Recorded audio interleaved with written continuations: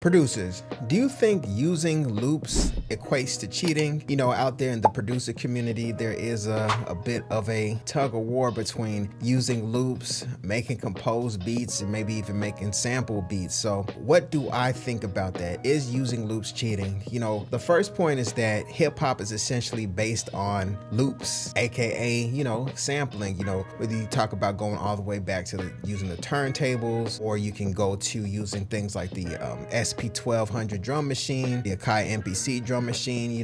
We're using all these different machines to actually sample music, create these loops. Before people really started chopping loops with the kick and the snare, you can listen to production from people like the Bomb Squad. Did a lot of stuff for Public Enemy, and they would have a lot of loops just stacked on top of each other. So especially if you're a producer in the hip hop genre, you're making hip hop or sub-genres of hip hop music, that's essentially really a part of the DNA of the genre, is loops, using loops to create the final product, which is the incredible music that we all know and love and enjoy to this day. So the next point, not everyone uses the same loops in the exact same way.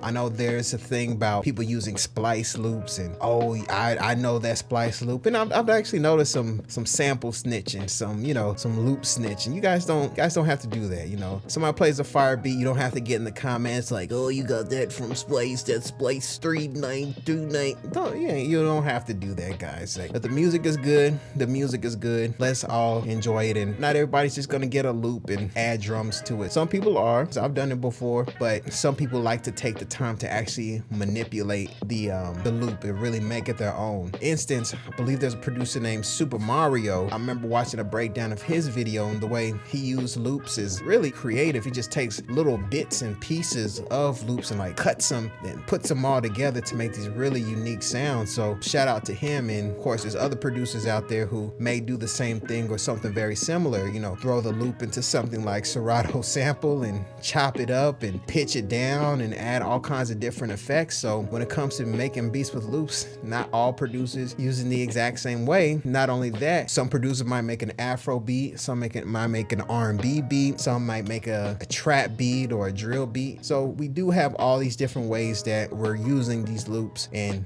once again, we're not all using them in the exact same way. But I can, to the detractors' credit, say that it does feel a little bit weird to hear like a untouched loop that I've come across on something like Splice or maybe Tracklib, and I'm like, okay, you didn't really do anything to it. But once again, as producers, we're not making music for other producers, we're making music for recording artists and of course the music consumer at large, and they really don't care. As long as the music is fire, they like the song, they like the hook, they like the way the music actually makes them feel, then they're not really too concerned that whoever made the beat got this loop from whatever pack. They just know that this song makes them feel a certain way. They enjoy the artist, and they have that connection. They kind of look at this kind of loop conversation as nerd stuff. So it is nerd stuff, but we're nerds. So the next thing is, even if you're using loops, the beat still has to be fire. Just because you have really fire loops doesn't mean that you're gonna have a really fire beat at the very end.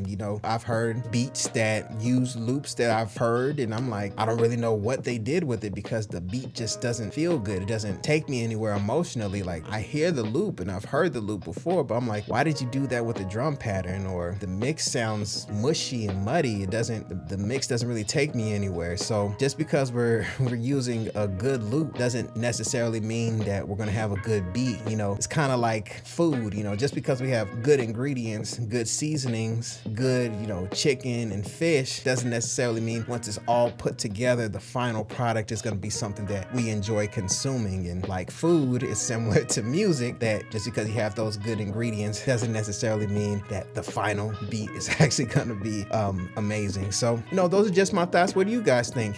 Let's keep the conversation going. Let me know in the comments. Do you think using loops is cheating? Do you think more producers need to learn how to compose music, need to learn music theory? Where do you guys exactly stand on this whole conversation, this whole whole debate. So make sure you let me know your thoughts in the comments. I'll be glad to read them and reply to them. So make sure you guys also check out DesmondASounds.com to get free loops and also free FL Studio patcher plugins and free guides. Have some amazing guides on how to sample, how to mix your beats, all kinds of great stuff for you guys to check out. So make sure you go to DesmondASounds.com. If you enjoyed this video, make sure you hit like and subscribe. My name is Desmond A, and I'll be back with more great videos.